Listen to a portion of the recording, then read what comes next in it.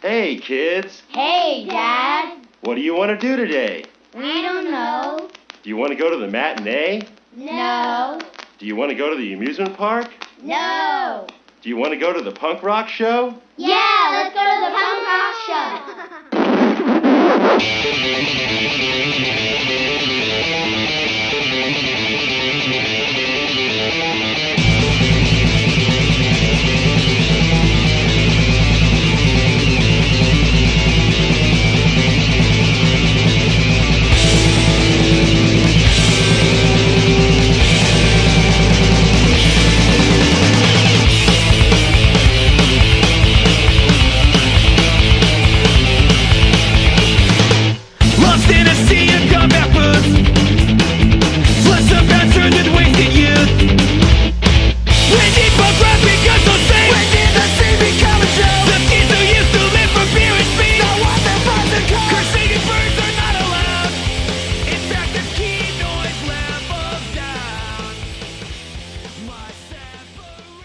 Punk rock.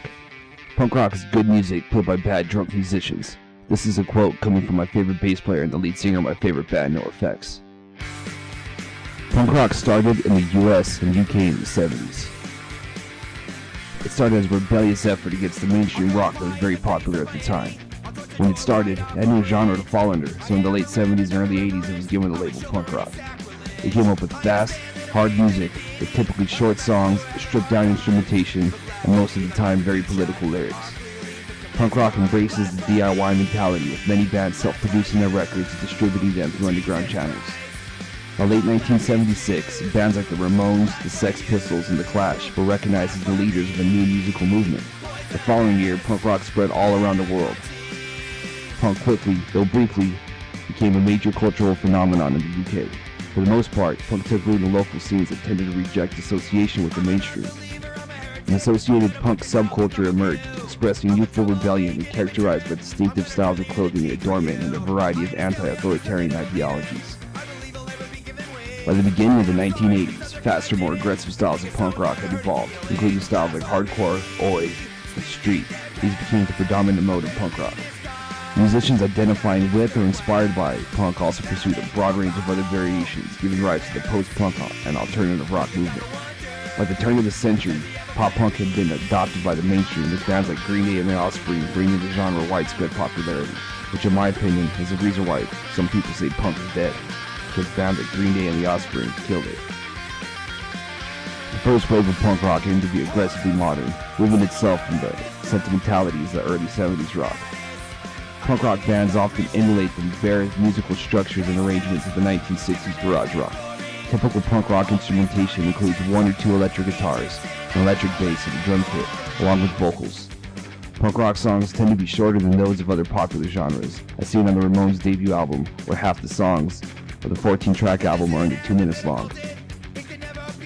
Some of the most influential artists of this genre in the time will be noted in the following, and it is believed that they are responsible for the movement known as punk. The Clash were an English rock band that formed in 1976 as part of the original wave of British punk rock. They were a major success in the UK. The Clash's political lyrics, musical experimentation, and rebellious attitude had a far-reaching influence on rock. Along with punk, they experimented with reggae, ska, dub, funk, rap, dance, rockabilly, and all other kinds of music. For most of the recording career, The Clash consisted of the great Joe Strummer on lead vocals and rhythm guitar, Mick Jones on lead guitar, Paul Simonon on bass, and Nicky, aka Topper Head-On, on drums. Head-On left the group in 1982, and internal friction led to Jones' departure in the following year. The group continued with new members, but finally disbanded in early 1986. Another great punk rock band were the Sex Pistols. Sex Pistols are an English punk rock band that formed in London in 1975. They are responsible for initiating the punk movement in the UK and inspiring many later punk and alternative rock musicians. Although their initial career lasted just 2.5 years, produced only 4 singles and 1 studio album, they are regarded as one of the most influential acts in the history of popular music. Sex Pistols' original members were vocalist Johnny Rotten, guitarist Steve Jones, drummer Paul Cook, and bassist Glenn Matlock. But Matlock was replaced by the infamous Sid Vicious in early 1977. The band created controversies which captivated Britain. The concerts repeatedly faced difficulties with organizers and authorities, and public appearances often ended in mayhem. On the morning of October 12, 1978, Vicious claimed to have awoken from a drug stupor to find Nancy sponging dead on the bathroom floor of the hotel room. She had suffered a single stab wound to her abdomen and appeared to have bled to death. The knife used had been bought by Vicious and was identical to a collector's knife given to punk rock vocalist and invaders of the Dead Boys by Dee Dee Ramone of the Ramones. According to Dee Dee's wife at the time, Sid had bought the knife after seeing Stiv's. So Vicious was arrested and charged with her murder. He said they had fought that night. He gave conflicting versions of what happened. The bail of $50,000 was originally set, but after some court hearings and work from his lawyer, it was dropped to $25,000. The lawyer fought, and the bail was eventually covered by his record company.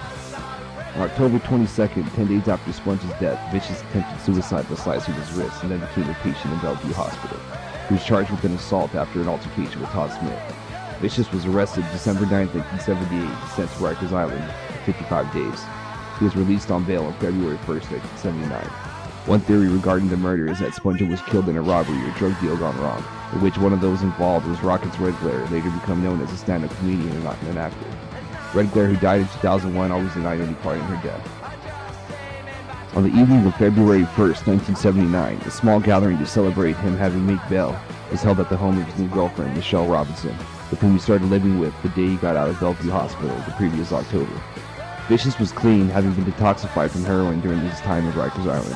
However, at the dinner, his mother had some heroin delivered against the wishes of his girlfriend. The person who delivered it, Peter Coded, came and stayed for a while. Vicious overdosed later that night. Now let's go to the Dead Kennedys. The Dead Kennedys were an American hardcore punk rock band formed in San Francisco in 1978. Pioneers of hardcore during the 1980s, the band gained a large underground following in the international punk music scene. Their music mixed more experimental elements of the British 1970s punk with the raw energy of the 1980s American hardcore punk scene. Dead Kennedys songs mixed deliberately shocking lyrics with satire and sarcasm, criticism of social political issues of the Reagan era.